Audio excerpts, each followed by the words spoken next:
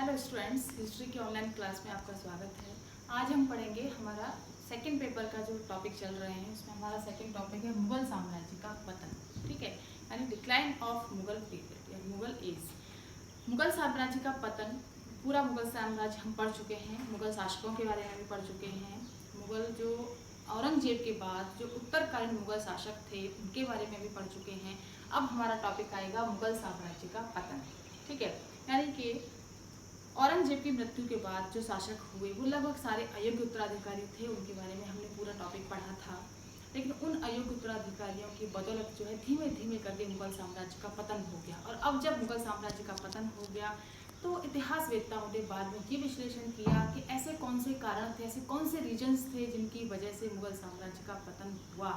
क्या वजह थी, क्या पॉइंट थे, क्या बिंदु थे जिनकी वजह से जो है भारत का एक इतना बड़ा विशाल साम्राज्य जो लगभग पूरे भारत पर फैला हुआ था, उस विशाल साम्राज्य का धीमे धीमे करके पतन हो गया। और वो साम्राज्य जो पूरे भारत पर फैला हुआ था और वो मात्र दिल्ली तक ही सिमट कर रह गया था, तो उसका कोई एक कारण नहीं था, बल्कि बहुत सारे कारण थे। इतिहासवेत्ताओं ने मुगल साम्राज्य के पतन के बहुत सारे कारण बताए हैं जो कि उसके लिए जिम्मेदार थे, यानी मुगल साम्राज्य के पतन के लिए जिम्मेदार थे। तो उसमें सबसे पहला जो पॉइंट आता है हमारा, यानी एक ऐसा बड़ा विशाल साम्राज्य जिसकी स्थापना बाबर ने की थी। अकबर ने उसको सुदृढ़ता प्रदान की, विस्तार प्रदान किया और पूरे भारत पर उसको स्प्रेड करवा दिया था, फैला दिया था। और उस साम्राज्य का धीमे धीमे करके पतन हो गया। ठीक है, तो उसके बहुत सारे कारण थे। उन कारणों में सबसे पहला जो कारण आता है, यानी मुगल साम्राज्य के पतन का सबसे महत्वपूर्ण और पहला जो कारण आता है वो है अयोग्य उत्तराधिकारी। ठीक है, अयोग्य उत्तराधिकारी यानी कि वो उत्तराधिकारी जो औरंगजेब की मृत्यु के बाद आए। जैसा कि हमने पढ़ा है बिफोर, जो हमारे जो प्रीवियस वीडियोस हैं उनमें मैंने आपको बताया है कि मुगल औरंगजेब के बाद कौन कौन से उत्तराधिकारी आए थे। तो जितने भी उत्तराधिकारी आए, ठीक है, चाहे वो शाह आलम हो, चाहे वो मोहम्मद शाह हो, चाहे वो फर्रुख सियर हो, चाहे जो है वो मोहम्मद शाह रंगीला हो, कोई भी शासक, यानी जितनी लंबी सूची थी उतनी पूरी लंबी सूची में एक भी ऐसा शासक नहीं हुआ जो कि पूरे इस बड़े साम्राज्य को संभाल सकता था। यानी कि औरंगजेब की मृत्यु के बाद लगातार जो उत्तराधिकारी आए, उन उत्तराधिकारियों के पास इतनी शक्ति नहीं थी कि वो इतने बड़े विशाल साम्राज्य को संभाल सकें, इतने बड़े विशाल साम्राज्य को व्यवस्थित कर सकें। इसके अलावा जो है, जो पूरी तरह से दरबार में जो गुटबंदियाँ हो रही थी या पूरी तरीके से जो है सैन्य व्यवस्था थी उसको मजबूत रख सकें, प्रशासन को मजबूत रख सकें, इतनी योग्यता उनमें नहीं थी। तो इन अयोग्य उत्तराधिकारियों की बदौलत, ठीक है, यानी कि इन अयोग्य उत्तराधिकारियों की बदौलत जो है मुगल साम्राज्य का पतन हो गया। ये इसका सबसे बड़ा महत्वपूर्ण कारण है, अयोग्य उत्तराधिकारी। मुगल साम्राज्य के औरंगजेब के बाद आने वाले उत्तराधिकारी अयोग्य थे और वो अयोग्य उत्तराधिकारी इस विशाल साम्राज्य को अक्षुण्ण बनाए रखने में पूरी तरीके से विफल रहे, फेल रहे। ठीक है, दूसरा इसमें पॉइंट आएगा हमारा अकुशल प्रशासन। जैसा कि आपको पता ही है, हम सब जानते हैं, ये बहुत ही वेल नोन सी बात है। मैं आपको थोड़ा सा जो है एक डायग्राम देख के थोड़ा समझाने की कोशिश करती हूँ कि मुगल साम्राज्य, वो मुगल साम्राज्य लोग जो लगभग पूरे भारत पर फैला हुआ था। ठीक है, अकबर ने इस विशाल साम्राज्य को सुदृढ़ता प्रदान की थी और इस विशाल साम्राज्य को, यानी कि मुगल साम्राज्य जो फैला हुआ था अकबर के समय में,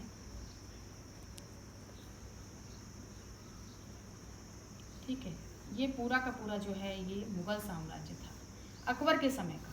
ठीक है, अकबर के समय में ये पूरा का पूरा विशाल साम्राज्य जो है वो मुगल साम्राज्य था। इतने बड़े विशाल साम्राज्य का स्वामी थे मुगल शासक, लेकिन इतने बड़े विशाल साम्राज्य को वो संभाल नहीं सके। इतने बड़े विशाल साम्राज्य में वो प्रशासन भी अच्छी तरीके से नहीं चला सके। ठीक है, तो मुगल साम्राज्य के पतन का दूसरा जो महत्वपूर्ण कारण होगा वो है अकुशल प्रशासन। यानी कि औरंगजेब के बाद, यूँ तो औरंगजेब के शासनकाल में ही मुगल साम्राज्य के पतन की कीलें गढ़ चुकी थी, या ये कह लीजिए कि औरंगजेब के शासनकाल में ही मुगल साम्राज्य के पतन के बिंदु उभर कर आ चुके थे। लेकिन औरंगजेब के बाद जितने उत्तराधिकारी आए वो बिल्कुल भी इस विशाल साम्राज्य को प्रशासनिक तौर पर सही व्यवस्थित रूप से कर ही नहीं सके। अब जब व्यवस्था ही अच्छी नहीं हो पाई तो क्या होगा, अव्यवस्था फैलेगी। और उस अव्यवस्था का परिणाम ये हुआ कि मुगल साम्राज्य जो लगभग पूरे भारत पर फैला हुआ था और भारत से बाहर भी फैला हुआ था, वो साम्राज्य जो है अलग अलग टुकड़ों में विभाजित हो गया। ठीक है, छिन्न भिन्न हो गया, अलग अलग विभाजित हो गया। कैसे कि अवध जो है बंगाल की तरफ से लेते हैं, बंगाल जो है वो पूरी तरीके से स्वतंत्र हो चुका था। हैदराबाद जो है अलग स्वतंत्र हो चुका था। ये भी जो है पूरी तरीके से अलग हो चुके थे। गुजरात साइड ये पूरा अलग हो चुका था, ठीक है। यहाँ पंजाब पूरा प्रांत जो है विजित कर चुके थे। राजपूत ऑलरेडी पहले से स्वतंत्र सत्ता में थे। इसके अलावा जो है यहाँ निकटवर्ती जो राज्य थे ये भी स्वतंत्र हो चुके थे। तो लगभग जो है दिल्ली और उसके आसपास जो है वहीं तक जो है इनकी शासन जो है वो रहा था। तो अकुशल प्रशासन, वो शासक जिन्हें एक प्रशासन मजबूत बनाना चाहिए था वो नहीं बना सके, उसका परिणाम ये हुआ कि मुगल साम्राज्य का पतन हो गया। यानी कि जब शासन अच्छा नहीं होगा, व्यवस्था अच्छी नहीं बनेगी, तो साम्राज्य का पतन होना निश्चित ही है। और अब जब केंद्र ही मजबूत नहीं होगा तो राज्य कैसे मजबूत होंगे, प्रांत कैसे मजबूत होंगे। प्रांताधिकारी अपनी मनमानी कर रहे थे और राजा जो है उन पर कंट्रोल नहीं कर पा रहा था। राजा के पास इतनी शक्ति नहीं थी, ये कह लीजिए कि अब उसमें इतनी शक्ति नहीं बची थी कि वो प्रांताधिकारियों को अपने कंट्रोल में रख सके, जिसका परिणाम ये हुआ कि मुगल शासक या केंद्र की तरफ से जो है एक व्यवस्थित प्रशासन नहीं बन पाया और उस अकुशल प्रशासन की वजह से मुगल साम्राज्य का पतन हो गया, ठीक है। अब इसमें तीसरा पॉइंट जो आएगा वो है हमारा मुगल अभिजात वर्ग का पतन, यानी कि ये जितने भी जो मंत्री अधिकारी वगैरह थे उनका पतन। मुगल अभिजात वर्ग का पतन जो है वो तीसरा पॉइंट आएगा। मुगल अभिजात वर्ग का पतन यानी कि वो मंत्री, वो जमींदार, वो मनसबदार जो कि मुगल साम्राज्य की धुरी समझे जाते थे, जो मुगल साम्राज्य को व्यवस्थित करने में अपना योगदान दे रहे थे अकबर के समय में, जहांगीर शाहजहां के समय में भी, औरंगजेब के समय में भी। लेकिन अब जो है इस अभिजात वर्ग का पूरी तरीके से पतन हो चुका था। कैसे कि मुगल शासक यानी अयोग्य मुगल शासक, औरंगजेब के बाद आने वाले उत्तरकालीन मुगल शासक, वो अयोग्य मुगल शासक जो कि पूरी तरीके से खुद को स्ट्रॉन्ग स्थिति में नहीं ला सके, उसका परिणाम ये हुआ कि ये अभिजात वर्ग जो था, जो मंत्री वगैरह थे, जो बड़े बड़े जमींदार थे, मनसबदार थे, जागीरदार थे, उन लोगों ने अपनी मनमानी करनी शुरू कर दी और वो खुद को जो है एक स्वतंत्र राजा के रूप में जो है पूरी तरीके से जो है प्रोजेक्ट करने लगे। इसके अलावा जो है क्योंकि ऐसे मनसबदार हैं उनके पास तो अपनी सेना भी होती थी, तो ये जो जागीरदार थे उनके पास भी सेना होती थी, तो ये जो है शासकों से पूरी तरीके से जो है शासकों का विरोध भी करना शुरू कर दिया था। इसके अलावा अपने मनमानी कार्य भी इन्होंने करने शुरू कर दिए थे, यानी कि पूरी तरीके से जो है इनके पास पैसा भी आता था क्योंकि इन्हें कर लेने का अधिकार था। अब जब इनके पास पैसा आता था तो उस पैसे को सही व्यवस्थित रूप से नहीं लगाया जा रहा था, बल्कि उसको लगाया जा रहा था अपने भोग विलास में। अब जब भोग विलास में पैसा लग रहा था तो क्या होगा, अव्यवस्था फैलेगी। उस अव्यवस्था का परिणाम था मुगल साम्राज्य का पतन, ठीक है। तो ये अभिजात वर्ग या ये मंत्री जो थे वो वर्ग मुगल साम्राज्य के लिए एक मजबूत जो है खंभा होने चाहिए, लेकिन अब वो अभिजात वर्ग जो है उनके साम्राज्य के पतन का एक कारण साबित हो रहा था। क्यों? क्योंकि वो जो है जब राजा ही पूरी तरीके से अयोग्य होगा, जब राजा ही पूरी तरीके से जो है अपने शान उसमें शौकत में रहेगा, या फिर ये कह दीजिए कि वो उसको शासन किस तरीके से चलाना है, जब शासकों को इतनी तरीके से व्यवस्थित तरीके से जब उनको करना नहीं आ रहा था, शासक खुद जो है पूरी तरीके से जो है भोग विलास में डूबे हुए थे, तो इस चीज़ का इफेक्ट जो है अभिजात वर्ग पर भी आया। अभिजात वर्ग भी जो है पूरी तरीके से कैसा हो गया कि अपने जो है नाच रंग वगैरह इनमें डूबे रहना है और पूरी तरीके से जो है भोग विलास वाला जीवन इनका भी प्रारंभ हो चुका था। अब जब भोग विलास प्रारंभ होगा, यानी राजा भी भोग विलास में है, अभिजात वर्ग भी भोग विलास में है, तो क्या होगा, उस राज्य का या उस साम्राज्य का पतन होना निश्चित ही है। तो वही हुआ, वह साम्राज्य का पतन जो है वो धीरे धीरे करके विखंडित हो गया। अब नेक्स्ट पॉइंट इसमें आएगा दरबार में गुटबंदी, ठीक है। दरबार में गुटबंदी, जैसा कि हमने जो है औरंगजेब के उत्तराधिकारियों के बारे में पढ़ा था, पूरा का पूरा टॉपिक था हमारा, तो उसमें हमने ये पढ़ा था कि किस तरीके से जो है मोहम्मद शाह के समय में, फर्रुखसियर के समय में दरबार में गुटबंदी प्रारंभ हो चुकी थी, ठीक है। और इस गुटबंदी में सबसे बड़ा जो योगदान दिया था वो दिया था सैयद बंधुओं ने। सैयद बंधु जिन्हें कि किंग मेकर के नाम से जाना जाता है, किंग मेकर यानी वो तो राजा बनाने वाले ही बन गए। वो जो है जब उनकी इच्छा होती थी या जो उन्हें ठीक लगता था कठपुतली शासक वो बनाते थे और उसको हटा देते थे। तो ये जो है लगातार जो है शासक बन रहे थे, हट रहे थे, फिर बन रहे थे, हट रहे थे, तो इससे एक ऐसा माहौल उत्पन्न हो गया मुगल दरबार में कि पूरी तरीके से असंतोष भरा और पूरी तरीके से एक असुरक्षित जो है माहौल वहाँ उत्पन्न हो गया। दरबारी गण जो है पूरी तरीके से गुटबंदी करने लगे, जो जैसा चाहे वैसा जो है गुटबंदी करके जो है राजा हत्या भी करवा सकता था, पद से भी हटवा सकता था। तो इस दलबंदी की वजह से दरबार में जो गुटबंदियाँ प्रारंभ हो गई और शासक जो है इस तरीके से राजगद्दी पर बैठने लगे और उनको हटाया जाने लगा, तो इससे एक असंतोष भरा माहौल उत्पन्न हो गया था भारत में उस समय। और उसका परिणाम ये हुआ कि वो विशाल मुगल साम्राज्य या व्यवस्थित मुगल साम्राज्य या सुदृढ़ मुगल साम्राज्य का धीमे धीमे करके पतन होता चला गया। ठीक है, अब इसमें नेक्स्ट पॉइंट हमारा आएगा उत्तराधिकार का त्रुटिपूर्ण नियम। ठीक है, यानी कि उत्तराधिकार का त्रुटिपूर्ण नियम यानी गलत नियम। मुगल साम्राज्य का जो उत्तराधिकार का नियम था, उत्तराधिकार यानी राजा बनने का जो नियम था, वो राजा बनने का बहुत ही गलत नियम जो है वो स्टार्ट हो गया था। कि जैसा कि हमने पढ़ा औरंगजेब के टाइम से ले लीजिए, औरंगजेब के समय में जो है औरंगजेब और उसके भाइयों में जो है उत्तराधिकार के लिए संघर्ष प्रारंभ हुआ था। उत्तराधिकार का संघर्ष हुआ था, औरंगजेब स्वयं अपने भाइयों की हत्या करने के बाद राजगद्दी पर बैठा था। वैसे ही सेम जब औरंगजेब की मृत्यु हो गई तो औरंगजेब के उत्तराधिकारियों में भी उत्तराधिकार का युद्ध हुआ। अब उत्तराधिकार का युद्ध हुआ, 3 थे उनमें, मुअज्जम, आजम और कामबख्श, और तीनों में युद्ध हुआ जिसमें कि मुअज्जम जो है बहादुर शाह के नाम से शासक बना था। तो उसने जो है अपने दोनों भाइयों की हत्या की, हत्या करने के बाद वो शासक बना था। उसके बाद भी ऐसे कई उदाहरण हुए जिनमें कि उत्तराधिकार के लिए, क्योंकि युद्ध हो रहे थे और उन युद्धों में जो है वो उत्तराधिकारी या एक ही राजा के पुत्र जो थे वो आपस में लड़ते थे और एक दूसरे की हत्या करने के बाद जो है शासक बनते थे। तो ये उत्तराधिकार के नियम से जो है मुगल साम्राज्य में पतन की ओर ये अग्रसर हुआ, क्योंकि इससे जो है दरबार में एक ऐसा माहौल उत्पन्न हो रहा था कि एक असंतोष भरा, ठीक है, असंतोष के साथ साथ जो है असुरक्षित माहौल उत्पन्न हो रहा था, जिसमें राजा जो है पूरी तरीके से व्यवस्थित तरीके से शासन नहीं चला पा रहा था, क्योंकि उसको भी एक अच्छा दल चाहिए, एक मजबूत दल चाहिए, और वो मजबूत दल जो उसको सुरक्षित कर सके, क्योंकि उसको भी भय था कि कोई एक दल बनेगा, हो सकता है उसकी हत्या करवा दी जाए, उसको हटा दिया जाए, तो इसके लिए उसे भी दलबंदी करनी पड़ती थी। अब जब दलबंदी करेंगे तो मंत्रियों को भी जो है उनके मन मुताबिक जो है जागीरें प्रदान की जा रही थी, मन मुताबिक उनके फैसलों को माना जा रहा था। तो इस असंतोष भरे माहौल की वजह से भी मुगल साम्राज्य का पतन हुआ, यानी कि जो उत्तराधिकार का जो गलत परिपाटी जो चल रही थी कि जिसकी लाठी उसकी भैंस, सीधी सी बात है, जिसकी लाठी उसकी भैंस वाला जो नियम जो चल रहा था कि युद्ध करो, युद्ध के बाद जो जीतेगा वही शासक बनेगा, तो इस नियम की बदौलत जो है एक असुरक्षित माहौल मुगल साम्राज्य का बन चुका था।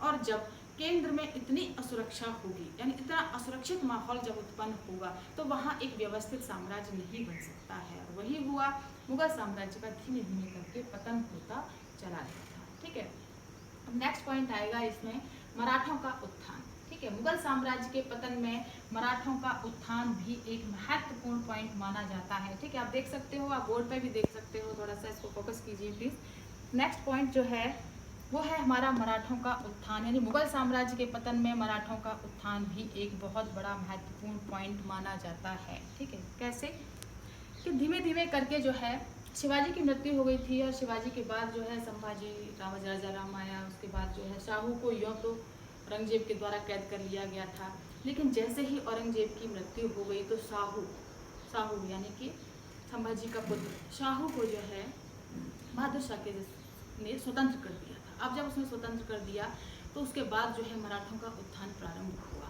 और मराठा साम्राज्य के अंतर्गत जो है पेशवाओं का काल आया। पेशवा यानी बालाजी बाजीराव, बालाजी विश्वनाथ, तो ये जो पेशवा थे, इन पेशवाओं ने मराठा साम्राज्य की शक्ति को बहुत ज़्यादा उच्च स्तर तक ये ले जा चुके थे। यानी कि मराठे जो हैं, मराठों का साम्राज्य स्टार्ट तो यहाँ से हुआ था, लेकिन धीमे धीमे करके जो है उन्होंने पूरे दक्षिण से भी वो चौथ और सरदेशमुखी वसूल करने लगे थे। इवन राजपूत शासकों से भी वो चौथ और सरदेशमुखी वसूल करते थे, मध्य प्रांत से भी वसूल करने लगे थे, और वो दिल्ली तक भी पहुँच चुके थे।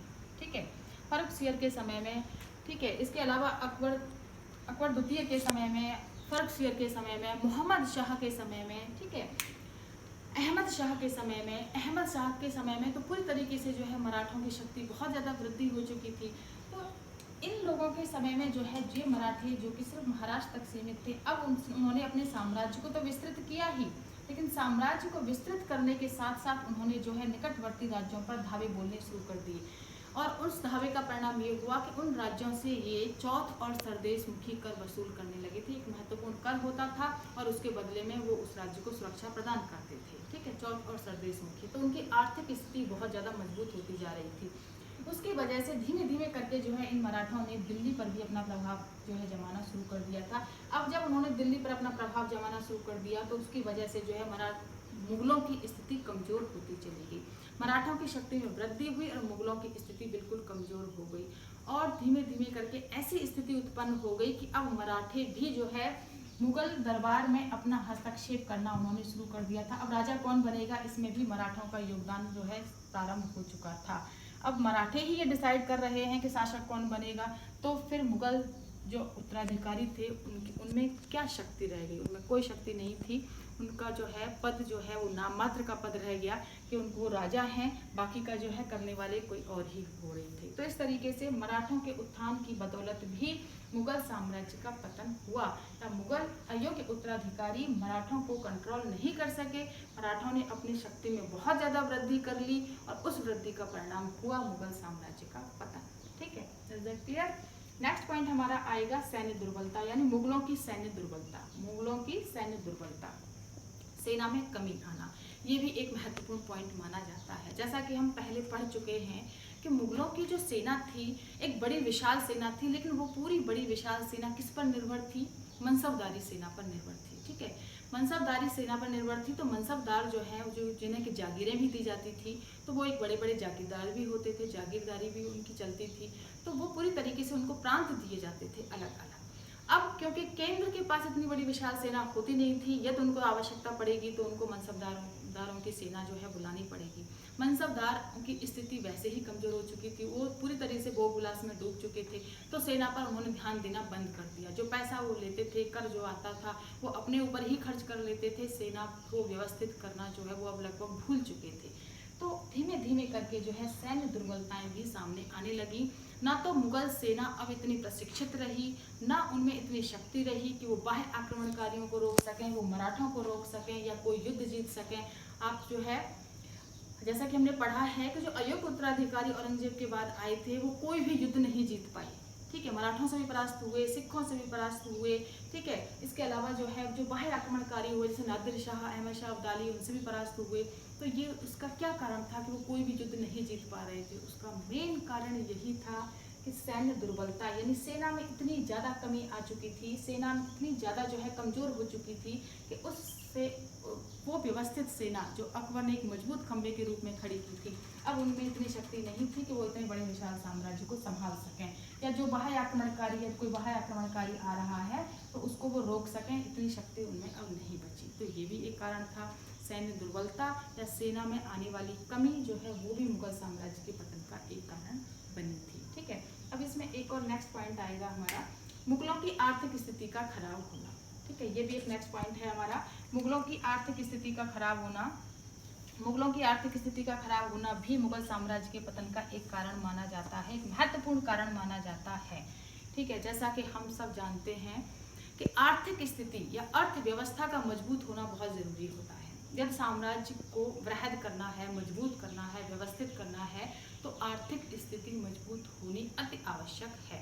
लेकिन अब धीमे धीमे करके, क्योंकि मुगल साम्राज्य का तो पतन हो रहा था, मुगल साम्राज्य का विखंडन हो रहा था, मुगल साम्राज्य तो टूट रहा था, बिखर रहा था, तो ये जो जितने भी जो राज्य थे या जितने भी प्रांत जो थे, उन प्रांतों ने अब जो है धीमे धीमे करके जो है कर देना भी बंद कर दिया।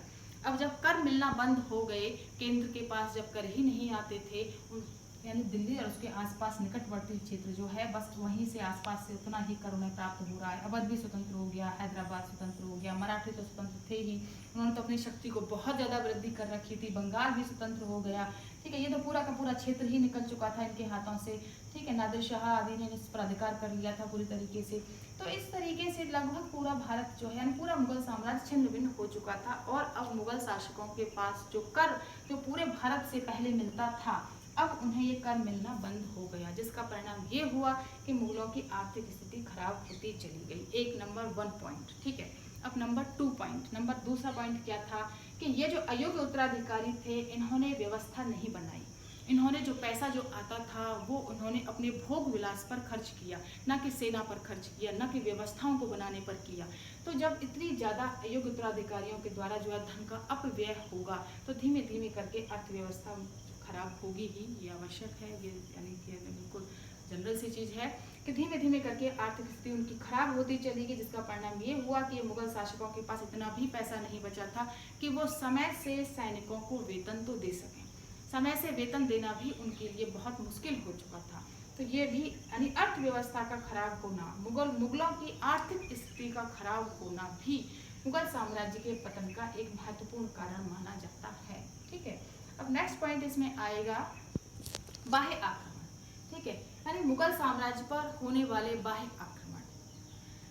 मुगल साम्राज्य पर होने वाले बाह्य आक्रमणकारियों में सबसे पहला नाम आता है नादिर शाह का। नादिर शाह ने 1739 में भारत पर आक्रमण किया था और भारत का लगभग पूरा पश्चिमी क्षेत्र उसने अपने अधिकार में कर लिया था। ठीक है, पूरा अफगानिस्तान जो है उसने अपने अधिकार में कर लिया और लगभग जो है पश्चिमी पंजाब को भी उसने अपने अधिकार में कर लिया था।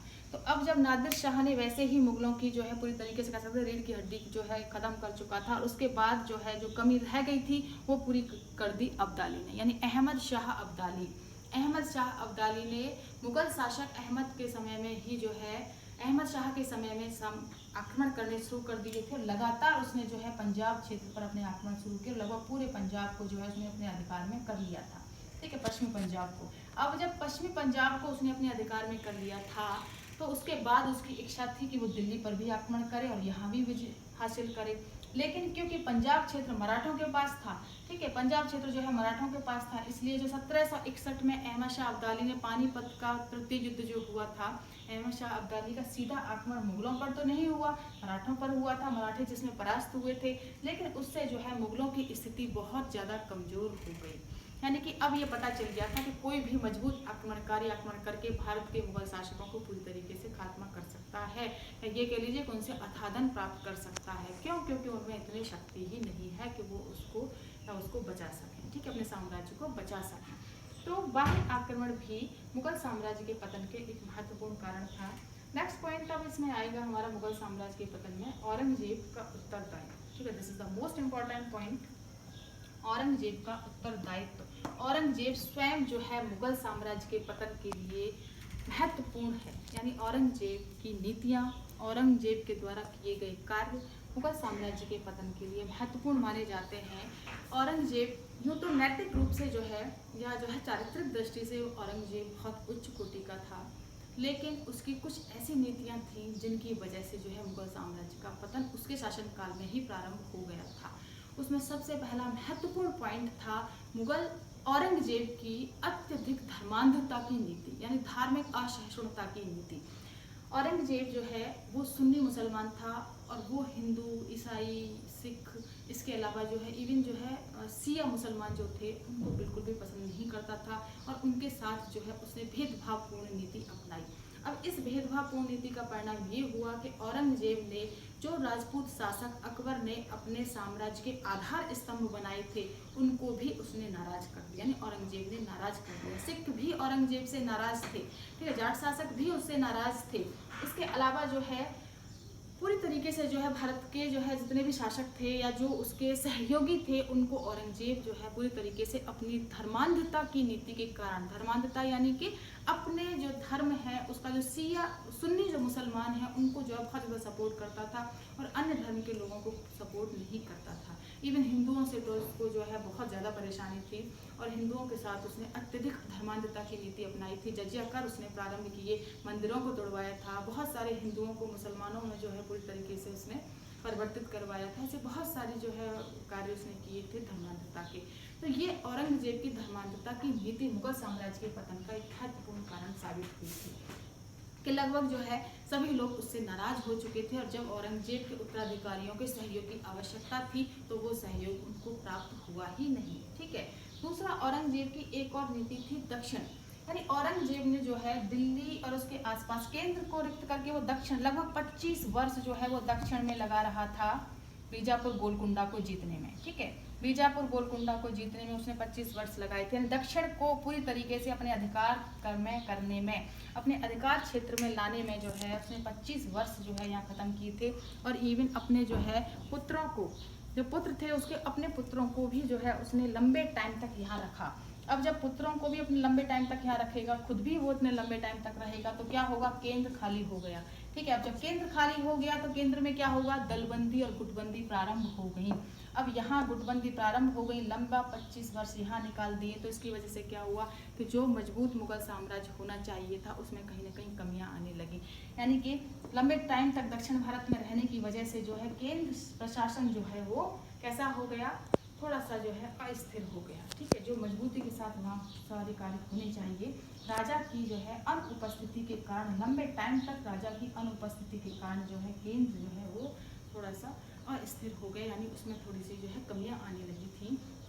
तो उसका परिणाम भी मुगल साम्राज्य का पतन था कि औरंगजेब को दक्षिण के प्रति जो है इतना ज़्यादा जो है अग्रेसिव नहीं होना चाहिए था। दक्षिण को प्राप्त करने की वजह से उसने उत्तरी भारत को खो दिया, या ये कह लीजिए कि उत्तरी भारत में असंतोष उत्पन्न हो गया था बहुत ज़्यादा।